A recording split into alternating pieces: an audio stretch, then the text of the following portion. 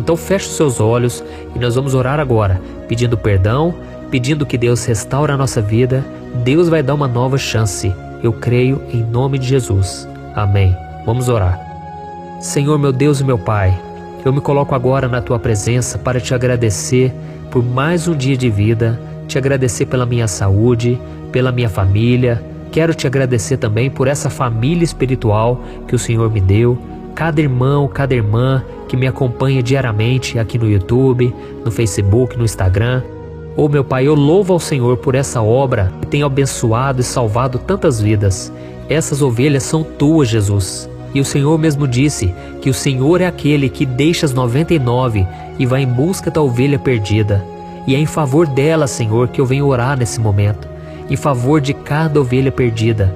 De cada ovelha, Senhor, que hoje está machucada, que caiu no abismo. Essas ovelhas que fizeram escolhas erradas e hoje estão sofrendo, Pai, em um relacionamento que muitas vezes não Te agrada, ou então em um relacionamento que traz tanta dor. Oh Jesus, perdoa, restaura.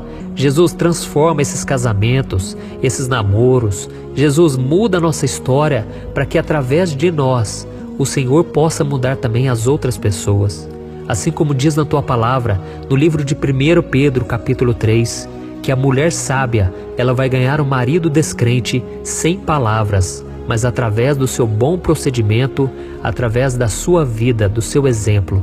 Jesus, que nós possamos ser esse exemplo para as pessoas à nossa volta, que nós possamos ser um exemplo daquilo que o Senhor faz na vida de quem se arrepende e daquele que se humilha na Tua presença. Jesus, Te pedimos perdão, Senhor, porque muitas vezes nós não confiamos no Senhor e nós damos mais ouvido à voz do diabo do que à Tua voz. Jesus, nesse momento, nós cremos que o Teu sangue está nos purificando e nos perdoando de todo o mal, assim como está escrito em 1 João capítulo 9.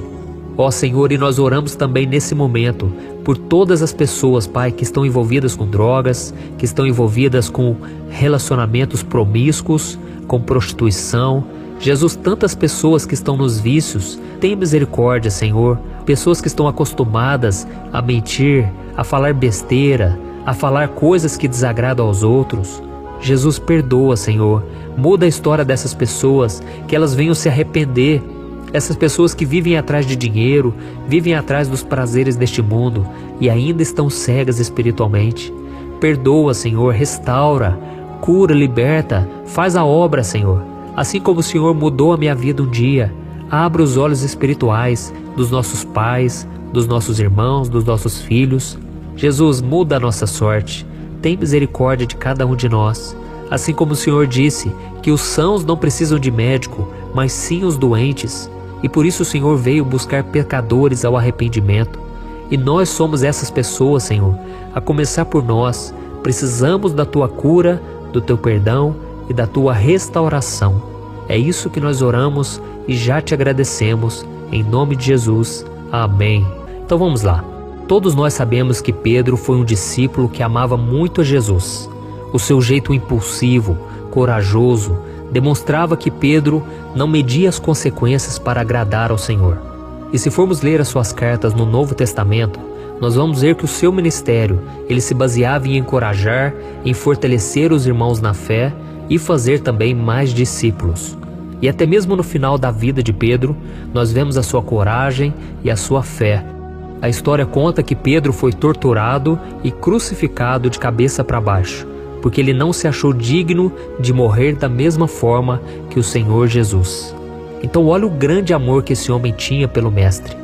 Mas nós sabemos também que houve um momento em que Pedro fraquejou e ele quase abandonou a sua fé. Muitos de nós nos lembramos disso, talvez porque nós nos identificamos com ele. Pedro pensava que ele estava preparado para tudo, mas ele caiu em seu próprio orgulho.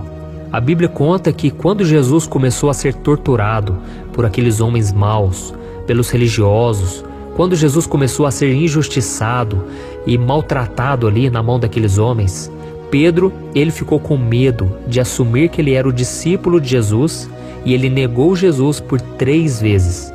Mas Jesus já havia previsto que isso iria acontecer e por isso Jesus fez uma oração por Pedro. Olha a importância da intercessão. É o que nós vamos fazer nesse vídeo aqui. Nós vamos interceder pela vida de alguém. Nós vamos orar também pela nossa própria vida. Então Jesus orou para que Pedro ele não se desviasse completamente de Deus quando Pedro o negasse 3 vezes. Vamos ver o que está escrito. Está lá no livro de Lucas, capítulo 22. Olha o que Jesus disse. Simão, Simão, Satanás pediu vocês para peneirá-los como trigo, mas eu orei por você, para que a sua fé não desfaleça. E quando você se converter, fortaleça os seus irmãos. Mas ele respondeu, estou pronto para ir contigo para a prisão e para a morte. Respondeu Jesus, eu lhe digo, Pedro, que antes que o galo cante hoje, 3 vezes você negará que me conhece. Olha isso, irmãos. Quando Jesus disse que Pedro o negaria por 3 vezes naquele dia, ele não aceitou e ainda disse, que isso, Senhor? Eu nunca vou te negar. Eu estou disposto a morrer contigo. Eu estou disposto a qualquer coisa por amor ao Senhor. Mas nós sabemos que não foi isso que aconteceu. Na hora do aperto, o seu amor, a sua fé, não foram suficientes para vencer o medo de morrer. E depois que ele negou a Cristo pela 3ª vez, a Bíblia diz que Jesus olhou bem fundo nos olhos de Pedro e ele se lembrou daquilo que ele tinha ouvido e ele fugiu chorando amargamente. E agora vamos falar de você. Você também já falhou dessa maneira? A tal ponto de querer fugir da presença de Deus? Você já disse algo que você nunca faria e que você acabou fazendo? Talvez você já tenha cometido algum pecado que você pensou que nunca iria cometer. Mas saiba que Jesus olha para você com misericórdia, com amor, e não com um olhar de decepção e raiva. Porque é isso que muitas vezes nós pensamos, né? Nós pensamos que Deus agora está com raiva da gente, que Deus vai pesar a mão, vai nos fazer sofrer todas as consequências e que nunca mais poderemos ser perdoados e abençoados. É claro que Jesus não aprova o pecado, mas ele enxerga as nossas fraquezas e ele diz, hoje eu vou te dar uma nova oportunidade, uma nova chance. Então volte a caminhar comigo, meu filho, e você vai ganhar força para vencer todas as suas fraquezas. Amém? Creia que o Senhor está te falando isso hoje. Deus está renovando a tua fé, a tua força, e Deus não vai pesar a mão. Deus não tem interesse em te castigar. Deus só tem interesse em te abençoar, em restaurar a sua vida. Quem quer destruir a nossa vida é o diabo. Ele sim, ele quer nos fazer colher toda desgraça, toda maldição, mas em Cristo nós podemos ser perdoados e restaurados. Glória a Deus. E a prova disso é que mesmo sabendo que Pedro cometeria esse erro tão grave, Jesus intercedeu por ele, para que a sua fé não desfalecesse, porque ele sabia que a decepção seria tão grande no seu coração, que ele poderia se fechar para o perdão. E isso também pode acontecer comigo e com você. Quantas vezes, nós tentamos acertar, nós tentamos fazer o que agrada a Deus, e quando nós falhamos, nós podemos cair no engano de ficar nos culpando e sofrendo, mesmo quando nós já pedimos perdão. Eu já passei por isso muitas vezes, quando eu cometia pecados, quando eu falhava novamente no mesmo erro. Eu pedia perdão, mas eu não acreditava que Deus já tinha me perdoado. Foi então que eu decidi, pela fé, receber o perdão. Eu não enxerguei o perdão, e muitas vezes eu nem me senti melhor, porque eu ainda estava me sentindo culpado, muitas vezes eu me sentindo indigno de receber algo de Deus, mas pela fé eu me enxergava sendo perdoado e curado pelo Senhor. E eu fui percebendo que, com o tempo, as minhas emoções acompanhavam a minha fé, a minha decisão. Você não pode carregar esse fardo, porque Jesus já carregou o fardo por você. A Bíblia diz lá em Gálatas capítulo 6 que nós devemos carregar os fardos uns dos outros, assim como Cristo carregou os nossos fardos. Entendeu? Então hoje eu estou aqui para te falar, meu irmão, pare de carregar esse fardo. Jesus, ele te ama, ele te perdoa. É lógico que ele não vai concordar com o nosso erro, mas ele quer mudar a nossa vida. E ele sabe que se nós pararmos de orar, se nós pararmos de buscar ao Senhor, nós nunca receberemos a cura e o perdão. O remédio vem do Senhor e nós precisamos buscar o médico dos médicos, dia após dia. Glória a Deus.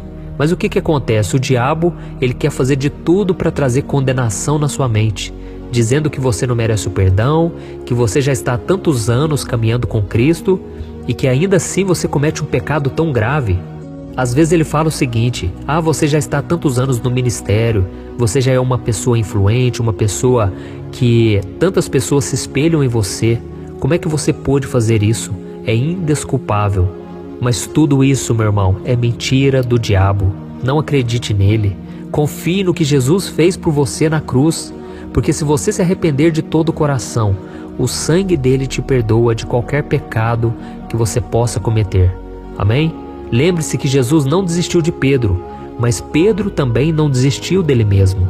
E isso é muito importante, porque se Pedro tivesse fechado o coração e desistido de lutar, com certeza ele não se tornaria o homem ousado e cheio de fé que ele se tornou.